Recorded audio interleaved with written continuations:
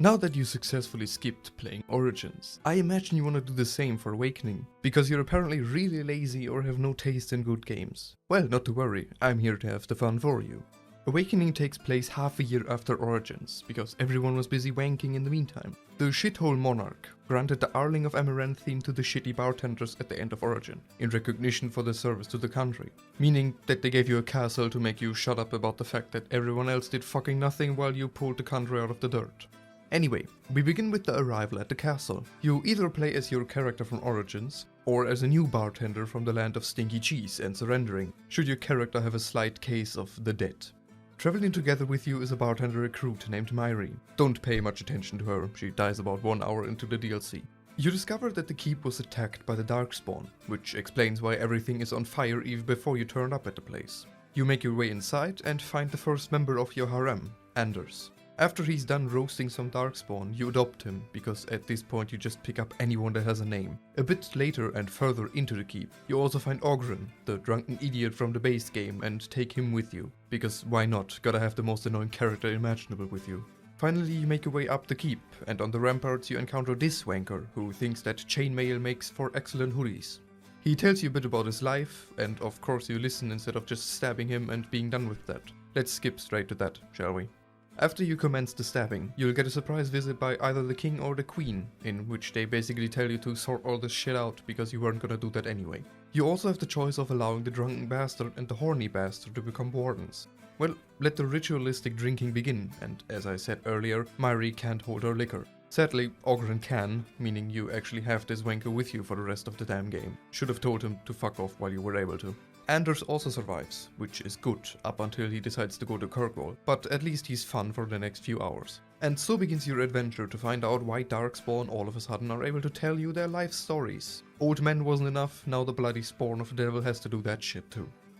Right then, you get 3 quests, one from each of the idiots here. Ladies first, so we start with Granny telling us that the trade route between Amiran Theme and the shithole capital is attacked by bandits. The captain tells you that some huntards discovered an entrance to the deep roads nearby that was filled with Darkspawn.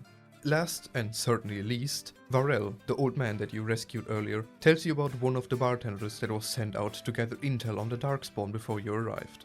Well, all roads lead to Rome.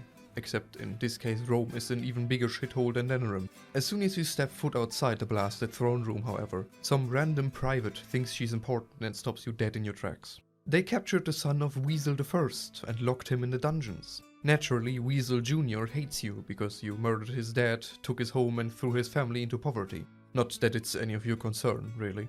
He came there to steal some shit of his family's and murder you, so of course, being the lunatic that you are, you can recruit the fucker into your ranks. You can also give him what he wanted to steal and let him go, or just murder him. One way or another, you end up in Amiran Theme, which is the heavily discounted version of Rome from earlier.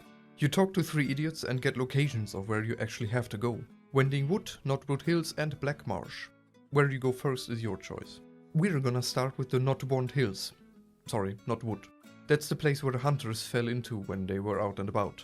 You go there and discover the entrance to the deep roads, just like they told you earlier. No 20 meters into the ruins, however, you encounter some Darkspawn that are busy with dragging a dwarf behind them. You kill them and of course rescue the emo woman. She tells you that the local Green Day fan club got murdered in the ruins of an underground city, because they were planning to murder the local gathering of pageant moms. Honestly, both of these events sound good to me. Being the utter hero that you are, you of course set out to fulfill their goal of saving future generations from the horror of pageant shows.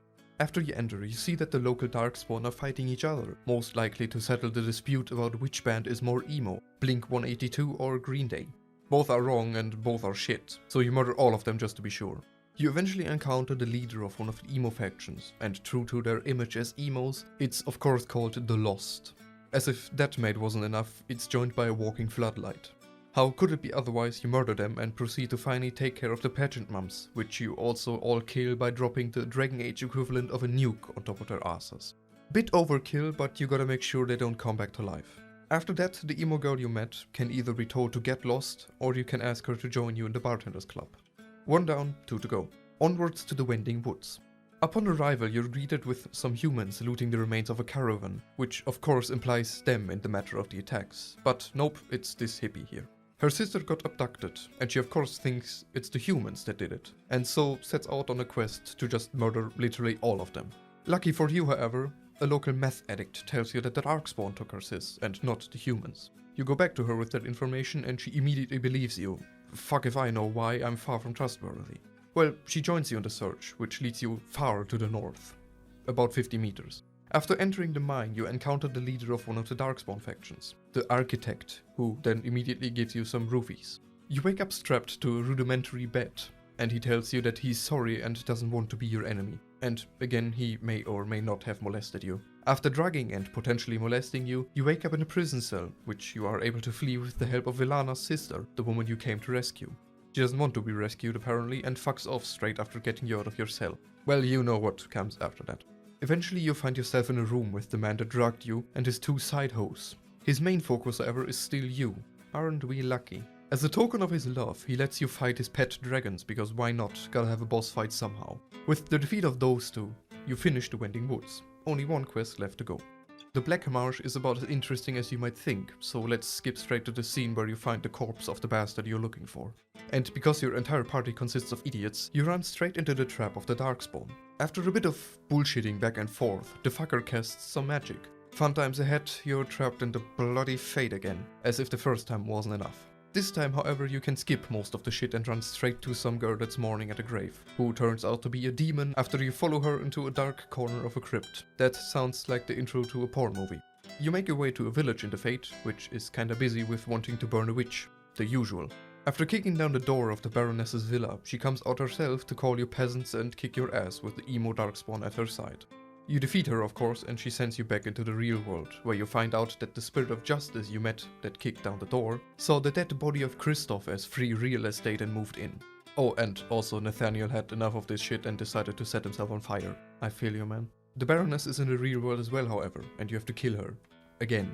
She turns out to be a pride demon, which means exactly nothing as you kill her all the same. Justice, having a raging hard-on for doing what is right, decides to fight with you against the Darkspawn because the previous owner of his body was killed by them.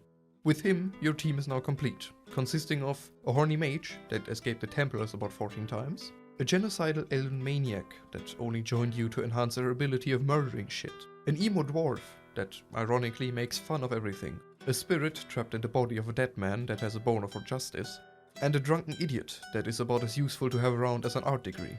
With your league of special people assembled, and the 3 main quests done, you get the info that the Darkspawn are advancing on Amiran Theme in force. Your army, all 7 people, wouldn't make it in time, so you have to take 3 morons with you and go there alone.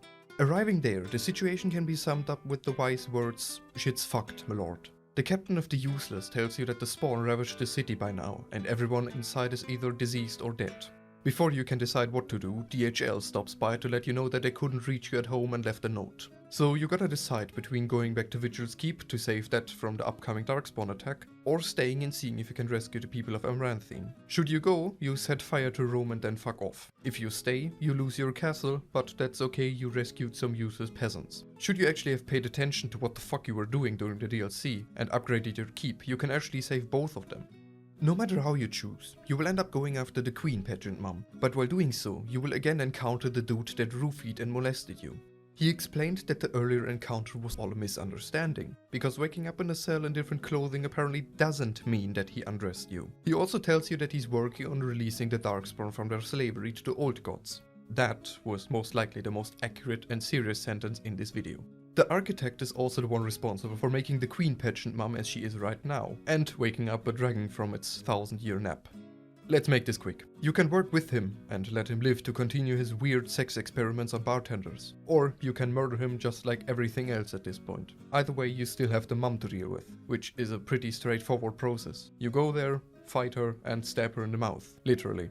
Congratulations, you finished Awakening. See you in Exodus. As always, if you enjoyed, subscribe. If you want to contact me, send me a PM on Reddit, or on Twitter, where you can also follow me for updates and randomness of every kind. If you've a mind, stop by my stream on Twitch and drop me a follow to see when I go live.